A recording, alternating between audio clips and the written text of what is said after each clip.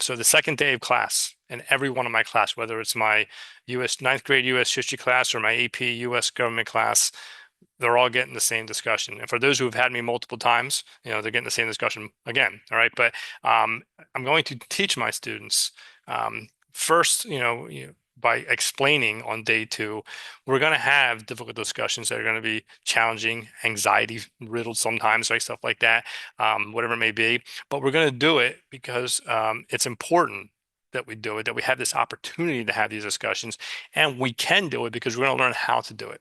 We're going to learn strategies to help us, make them effective, make them learning experiences for everybody, and make it so that people feel that they can put ideas out there, even though those ideas may be hard for other people to hear. And we're going to learn from that. We're going to talk about the impact and stuff like that. Now, let's get into this. I'm talking to my students day two. I probably don't know these students very well unless they're a repeat student of mine, which is not that often. So, it's not students who I know very well. But I'm going to let them know on day two that this is going to be a classroom where we can talk about just about anything. I'll show you the limits on that a little bit later here. But we also want to remember that when we have discussions on topics that people disagree on, and there are a lot of them, all right, we're going into this always with one intention, and that is to learn from each other.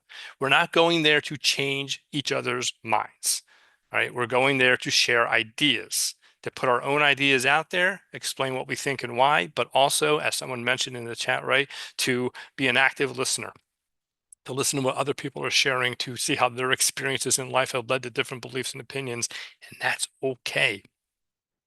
So I always tell them, and this is one of those phrases I'll repeat, going into the discussion, let's all remember, let's all agree, we're going to share our own ideas, our own perspectives, and we're going to listen to each other, but we're not going to try to convince each other that we are right. And that's important because once you take away that goal of trying to convince somebody else that they're wrong and you're right, it's going to reduce tension right there. All right, we're going to accept the fact that we can disagree. And the question I ask my students is, and I'll put this out there for us as well, how do you usually feel when someone tells you that what you believe is wrong? In other words, they disagree with you. How does that make you feel, or how does that make you react?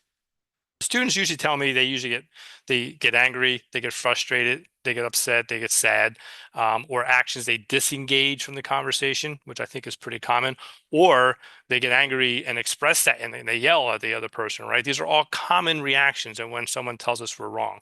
So that's why we want to kind of avoid, in most cases, saying, and telling a person that they are wrong, because as we're going to do in a few minutes, talk about beliefs are not based on fact, right? They're based on experiences and interpretation and stuff like that.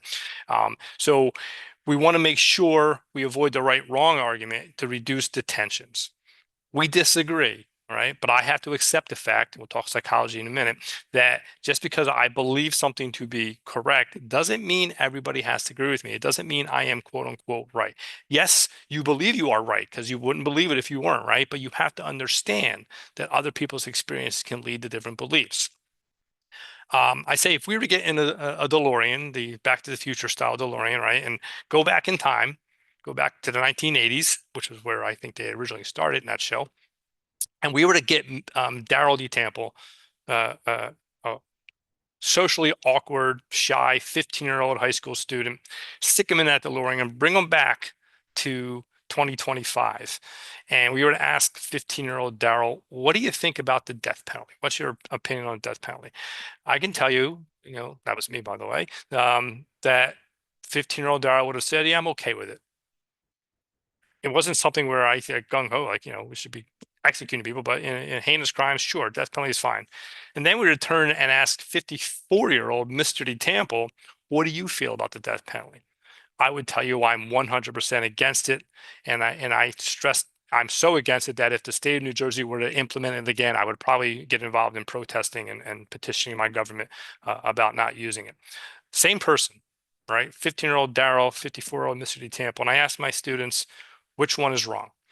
My students are pretty clever. They figured out pretty quick. Neither one is wrong, right? Both are basing their opinions on the death penalty based on their life experiences up to that point. So I was 15 years old. Things I experienced up to that point had led me to believe that the use of the death penalty was appropriate. But between that point and now, I've had different experiences that have led me to believe it is not appropriate. It's also very possible if I had different life experiences, I could still think the death penalty was appropriate today, right? I could still make that argument as a 54-year-old man today. It's not that I'm right or wrong. It's that my own experiences have led me to a different belief. And that is something you have to remember when you're disagreeing with somebody, whether it's a classmate, a parent, a friend, whatever it may be. You've had different life experiences. And as much as their opinion bothers you based on your own life experiences, as much as it upsets you, we have to be careful not to invalidate, dehumanize another person's life experiences. So we don't tell them they are right or wrong. Keep that in mind, because in a little while, we'll talk about illegitimate arguments. And I'm very careful not to tell my students wrong when they have an illegitimate argument. I'll explain how to do that too as well.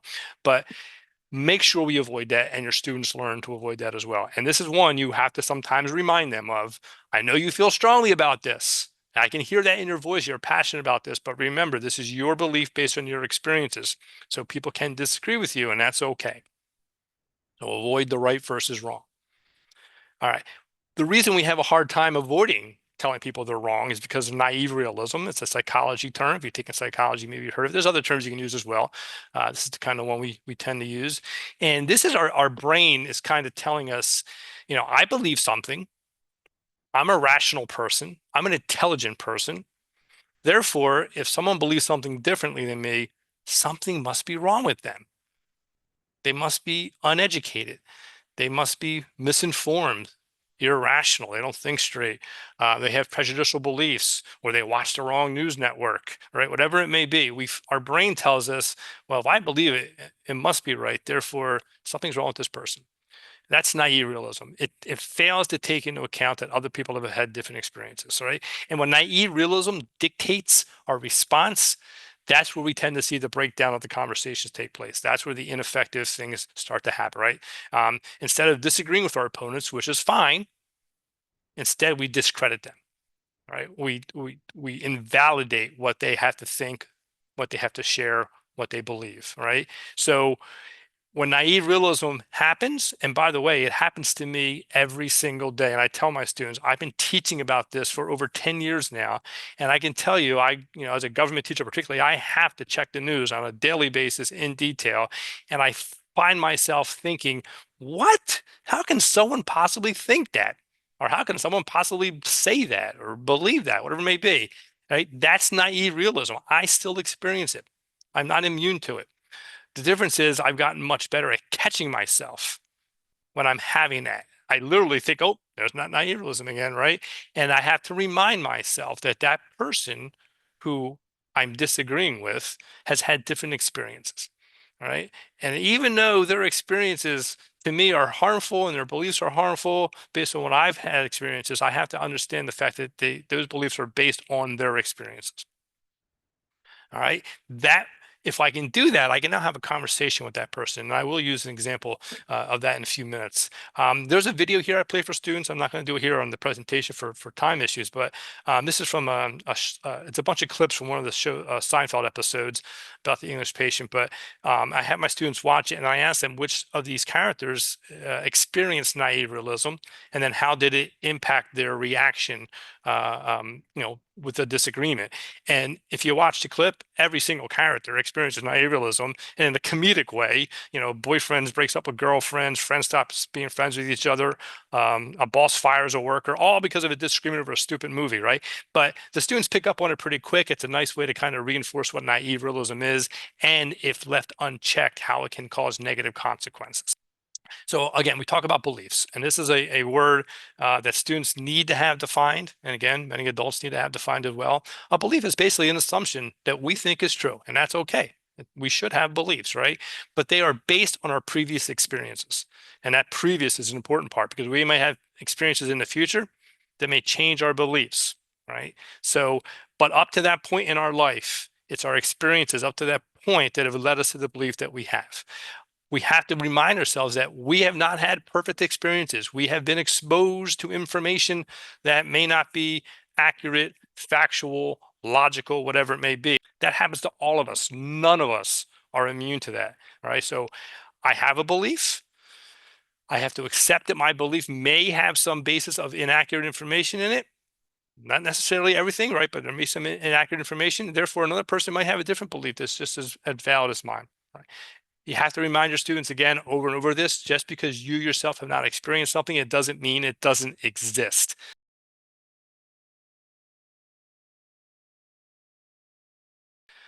I can say from an anecdotal perspective, I know that's possible because that was me, right? My views on issues like race or homosexuality have changed over time.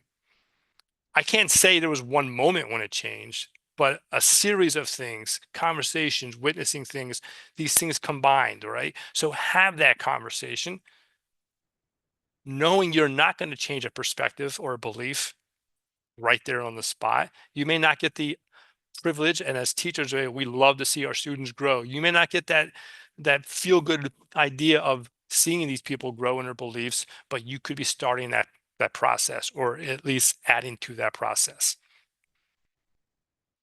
All right, real quick on cognitive dissonance.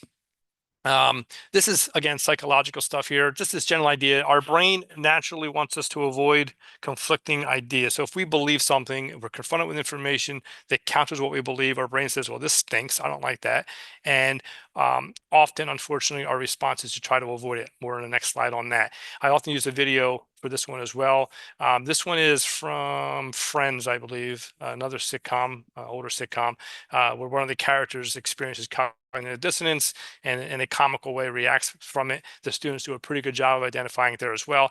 But let's talk about cognitive dissonance. What our brain does is it tries to avoid this, right? It's like someone sticks you with a pin, you move your hand away, right? You put your hand there, if I move it away. It's a discomfort, you move away from it. This mental discomfort, unfortunately, option number one, then the one we want to avoid, is we get away from it. We avoid, dismiss, or rationalize. In other words, we say, well, that information must be wrong. Those facts must be wrong. That study must be wrong. That person must be brainwashed, must be stupid, whatever it may be. Therefore, what I believe is still safe. No one can challenge it. I'm going to go on with my life. What we want is we want option two. And this is what the basis of education is, by the way. We want to teach critical thinking skills. Cognitive dissonance is an opportunity for critical thinking skills. Rather than run away from, ignore, or rationalize this new information, analyze it. Whether it's reading something, having a conversation with a person, consider, look at, think about the new evidence and arguments, engage in that discussion. All right, hear about other people's experiences based on their identity. It doesn't mean you have to change your own beliefs. It does not mean that at all. You can hear a person make an argument on why they think something different than you, and you don't have to change your beliefs. Reasonable people can disagree. That's okay. But you want to acknowledge the fact that other people do have different experiences that has led them to different beliefs than you. In other words, one of my favorite two-word expressions in education: embrace the discomfort. Embrace discomfort. I hear people, don't make my kids uncomfortable. No, I want to make your kids this kind of uncomfortable. I want them to have these conversations that are difficult to have, so they learn about different identities and experiences, and they can become more open-minded and critical thinkers. This is a good discomfort. Not all discomforts are good, no doubt about it, but this kind is good. So cognitive dissonance, that discomfort is a good thing. Turn it into an opportunity to learn, to broaden your own perspectives. All right, let's talk about legitimate versus illegitimate arguments. I tell my students, again, this is day 2, right? I said, almost any topic that is going on in the world you want to talk about in my classroom, we'll do it. We can have these conversations. We are open to these conversations, but they have to be legitimate arguments. We will not do illegitimate ones. And I define them. I say a legitimate argument. This is, you can kind of go and come up with your own definition if you want, but they're all pretty much going to be on the same idea. Means reasonable people can disagree and both have legitimate arguments based on their personal experiences. That should play a role in a person's arguments, right? Those personal experiences, maybe lived experiences out, interacting with other people. It could be things they read, things they're exposed to in school or in a religious institution or with family, with friends, whatever it may be. So reasonable people, reasonable is a key word there, can disagree, all right? These are things that are open for class discussion. And I give them a few examples. since I teach in central New Jersey, I always start off less serious, get more serious, right? Talk about, okay, the Philadelphia Eagles are better than the New York Giants. And I say it that way because I'm an Eagles fan, by the way. And reasonable people can disagree, right? We can have some fun discussions on that. Eagles have won, what, 2 Super Bowls now? They were a dominant team last year. So the Eagles are the better team. But the Giants have actually won more Super Bowls in their franchise history. Whatever, go back and forth. Reasonable people can have a fun discussion, disagree. That's okay. And be passionate about it. I know a lot of football fans are very passionate. Gun control, slightly more serious. We talk about this idea. A reasonable person could argue that the Second Amendment forbids the government from limiting the rights of anybody to bear any kind of weapon. Therefore, restrictions on guns is unconstitutional. That is a reasonable argument. You may strongly disagree with it, but it's still a reasonable argument. Another person could argue, hey, one of the primary goals of the government, responsibility to provide for the safety of its people, guns are clearly shown not to be safe, and therefore the government should be restricting the use of those guns severely in this country to protect its citizens. That is also a reasonable argument. We could have a discussion on that. My students can disagree. We're good to go. Abortion. I use this one because in our school, after the Dobbs decision, about a year or so later, I guess it was, some of our students staged a protest without the consent or prior warning of the administration. So it was during our unit lunch when the entire school, almost 3,000 kids are having lunch at the same time. A bunch of them gathered outside on our football field, I believe it was, and they were unhappy about the Dobbs decision. Well, naturally, naive realism was running rampant on our campus that day. Students on both sides, because other students had a counter protest kind of rise up. That counter protest led to first verbal assault, and in some cases physical, like fists were flying type things, right?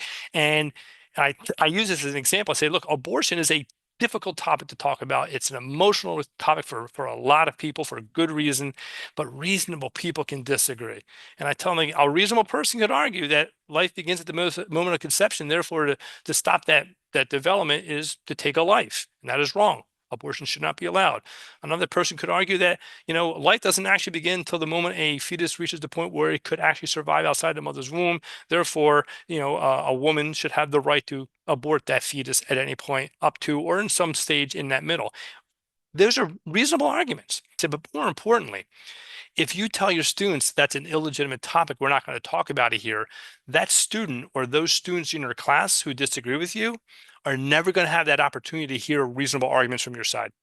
You're taking away an opportunity for them to hear your side or their classmates who agree with you as well. So be careful when you restrict these, because it's causing you an emotional problem. You don't want to talk about this because you think people who disagree with you are wrong. That's your own naivelism. You're taking away that opportunity for other people to hear the side of the argument that you want them to hear. So keep that in mind as well. Illegitimate arguments, these are the ones we don't have in class. They're usually based on faulty evidence, selective evidence, too much emotion. Emotion can play a role in these, no doubt about it, and it should. But I always tell my students, if your only evidence for your argument is emotional responses, it doesn't mean you have to change your belief. There might be some actual evidence out there, but you definitely want to do a little bit of reflection on that. Is there better evidence to help support what I want to believe? Because often people believe stuff because they want to believe it, even though all the evidence is contrary. So if you can't find the evidence, that's a good self-reflection tool to say, do I need to reconsider this, right? So if the evidence is bad or the evidence is illogically used, right? So you can have a person look at evidence and then interpret it in a way that's just simply not logical, but they in their own brain they make it work. That's also not going to work as well. We don't have class discussions on those. I'm not going to have you guys answer this question because of lack of time, but I'm going to jump into it. Here are a few examples I use in my class. Flat Earth. We're not having it. I don't care how many podcasters talk about this and all the stuff you see on social media. It is known 100% that one. I will tell you, if you believe in flat Earth, that you are wrong. That's one of the few cases where I'll say you're wrong. Now, the other stuff I won't say you're wrong. All right. And there's a fine line here, right? Climate change is not real. 20 years ago, this would have been a legitimate argument in my classroom. In fact, it was. We used to have these crossfire debates, and I know that was one of the common topics. Is climate change a legitimate human caused problem in society? And there were still debates 20 years ago about that. Not anymore. All right. The science is pretty conclusive. But more importantly, from a teacher in New Jersey's perspective, the state of New Jersey has told me climate change is real. It's a mandate in the state of New Jersey. So in my classroom, we are no longer going to debate whether climate change is occurring, and if it's, if humans are playing a role in that. We know they are. However, what we can debate, and this is actually a good debate, is what do you do about it? All right. What do we do about it? Do we, just stop, using fossil fuels and immediately turn to solar, wind, hydro, all these things they got out there, right? All the economic impacts. There's a really good discussion and debate going on, multiple perspectives, really good debate. The last one, actually, one of my colleagues from NJ Hart said, maybe for this presentation, we don't use this. And I said, no, I'm not going to have a discussion on how to have discussions in a Brave classroom and then avoid the most controversial topics that are out there. All right. That would be kind of hypocritical of me. 2020 election was stolen. In my classroom, I tell my students that is no longer a legitimate debate. Possibly for about 6 weeks after the election, maybe. Right. But as a government teacher, I can tell you, once all those court cases were played out leading up into January of 2021, it was clear there was no widespread fraud in that election that led to a change in the outcome in that election. All right. I've researched this thoroughly. I actually read the January 6th committee report, particularly a lot of the testimony by prominent Republicans who argued it was stolen and initially. Right? It was not stolen based on my experiences as a teacher and the gatekeeper of that room.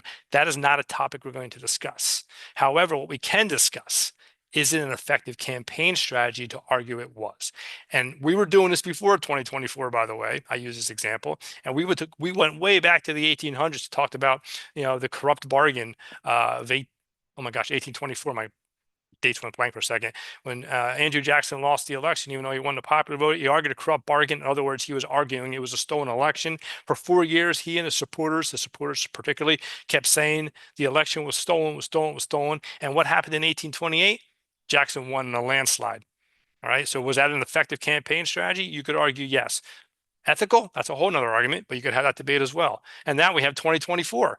By arguing that the 2020 election was stolen, did that help President Trump win in 2024? There's a really good debate there as well. That's what we can debate. Now, the fine line is, what if a student raises their hand and says, but Mr. Temple, the election was stolen? So I don't say you are wrong. I say, look, at this point, based on the evidence and the logic that I've used as the teacher in your classroom, I don't think this is a legitimate discussion point. However, if you can present me with new information that I have not yet seen or an interpretation, a reasonable interpretation of information, I'll take a look at it. And if you give me that information and you can convince me that there is a legitimate debate, then I will change my perspective on it and we'll have that discussion. Mistakes. It's okay to make mistakes. If you don't think you know enough about a topic, that's okay. You can still have a discussion. Your students are going to know a lot of information and help teach you. If you think you might say something wrong, you will say something wrong. You have these discussions in your classroom. You are going to make mistakes as the teacher. I have done it. I've made these mistakes. Most of them are minor. Some of them are a little more serious. I don't have time to share all. I'll share one. It's like a medium time wise. We were doing our lesson on the N word. It's a required 9th grade lesson in our school now. We're going back several years ago when this happened, probably 4 or 5 almost now. And during that lesson, we were towards the end. It's a multi-day lesson, multiple activities. We were having like a wrap-up discussion, and my students always have the option of posting questions to things like Padlet, or I think there's other Jamboards, whatever to do too. But they can post a question or a comment, but it's anonymous. So I always have that on my laptop next to it. And I always know during the discussions they can put something there. If I see it, I'll put it out to the class. Nobody knows where it came from, including me, the teacher. I just put it out there as part of the discussion so we can talk about it. Well, as we're concluding this lesson, a student posted something. Hey, Mr. Temple, what do you think about the F word? All right, so I read it. I shared it with the class. And then I said, it's a bad word. You shouldn't say it, but I say it. My wife says I say it too much. If I hit myself with a hammer, that's the word that's coming out of my mouth. It's become part of my vocabulary. I know I shouldn't say it, but I would never say it in school, stuff like that. And I kind of had a real quick discussion on the F words, curse word, don't say it. Class is over. Everyone leaves. Within a couple of minutes, I received an email from one of the students in the class and Mr. Temple, you missed the boat on that one. I think they were talking about the homophobic slur. Yeah. And at that moment, literally, it felt like somebody punched me in the gut because I realized I had just made a big mistake. All right. I had just told my students, and I'm sure some of them maybe figured it out, but not all of them, I can tell, that I used a homophobic slur. I'm trying to create this classroom where all my students feel safe and welcome. I know I have students in that class who are in the career community, and it sounded like I just said I use that homophobic slur. All right. So, I usually ask questions, help you, guess what I did in this, but I'm just going to go to it. So, um, my first reaction, by the way, was to email that student back and thank them profusely. If they didn't have the courage to call me out as the teacher for making that mistake, I would never know I did it. I would never have the opportunity to at least do something to try to address it, try to fix it, try to reduce the harm that I caused. So I thank that student profusely. Step two, we have a whole presentation on this, by the way, what to do when you make mistakes. But step two, self-reflection time. Why did I make that mistake? What about my own life experiences led me to make that mistake? And that's often what it is. Our own life experiences, we don't understand how these certain words or phrases or ideas exist in our own brains that other people may find to be harmful, right? So I did some reflection. It was a pretty easy one to reflect on. As a cis male straight guy, I am not someone who is exposed to that homophobic slur. That's not a word I frequently hear, particularly not geared towards me. So when someone says the F word, from my own life experiences, that was always the FU word. So my own experiences made me misidentify, misinterpret a question from the student, even though in context, talking about the N word and hate speech, I should have put two and two together. My identity got in the way. So I did some reflection. The next step I took was I then had to apologize, but I did not just that class, but to all my classes. I explained what happened because I know kids talk, right? That's going to be all over school. And I told them what happened. Here's what happened. Here's what I learned from it. Here's my reflection.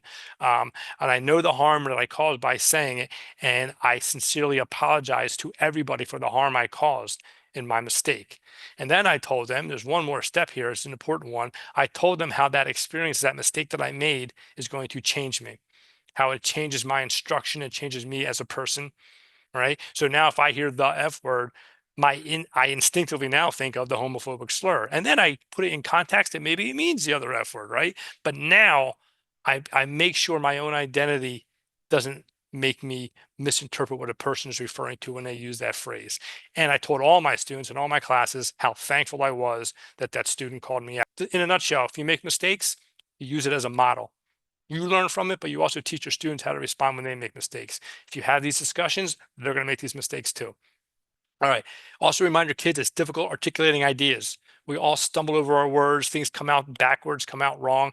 If you go back and watch this video carefully, I can guarantee you there's quite a few of them where I've stumbled over my words, right? That happens all the time to us. For most of us, we're not being recorded. We're not politicians, right? Where, that becomes like a talking point.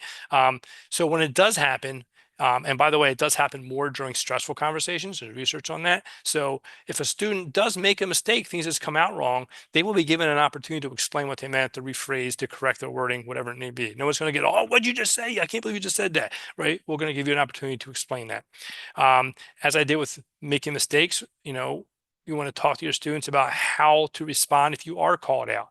All right. Again, learning from the experience, figuring out why you made that mistake, apologizing, of course, and thinking about how it's going to change your engagement, your conversations, your wording, whatever it may be in the future. So teach them how to respond to being called out. That, people don't call each other out because they're afraid they're going to make somebody mad or they're going to get angry at you. If people start thanking you for bringing that to their attention, I think we'd be more willing to teach each other why certain things that we believe in, say, and do are harmful to other people. And that's okay. This next last one, really the last one, is we did engage by choice at the beginning, but the fallacy of the racist, anti-racist binary. We had to stop labeling people as racist and anti-racist, as sexist and or not sexist or homophobic, whatever. Instead, we want to focus on labeling the words, the actions, the ideas as racist or anti-racist. Now, I believe my own beliefs based on some research that a majority of times when someone does something that is racist or sexist or homophobic, the majority of the time, they don't intend to be. They don't realize that their words or actions are actually having that consequence. And that's important because the moment you label a person that way, hey, you're a racist, conversation's over. There's nothing productive coming from that conversation. They're going to yell at you. You may yell back at them. It's not going to have a productive outcome. However, if you instead were to say, hey, what you just said that can be construed as racist by a lot of people. I'm sure that's not your intent, but can we talk about why? Right? You're much more likely to have a conversation. Not guaranteed, but much more likely. So instead of labeling the people, we want to talk about the ideas, the words, the beliefs, whatever it may be, instead. And I also point out, even on the opposite side, the anti-racist, I strive to be anti-racist, both personally, professionally, and I have for over 10 years of my life. It's been, I say, the primary focus of my educational philosophy. But as you just saw with my mistake, I sometimes do and say things that are racist, sexist, whatever it may be. So is Mr. Temple, I asked, is Mr. Temple a racist? Am I a homophobic person because I made that mistake, right? Whatever it may be. And I hope the answer is, no. I'm not always going to be in the anti-racist category, right? I have these ingrained ideas that I have not yet been able to recognize and challenge yet, but I strive not to use those ideas. I strive to be anti-racist, but don't label me, label my ideas. Lastly, engage by choice. As I said in the beginning, these are really hard conversations, right? Make sure your students know they can talk when they want to talk. They can listen when they want to listen. That is up to them.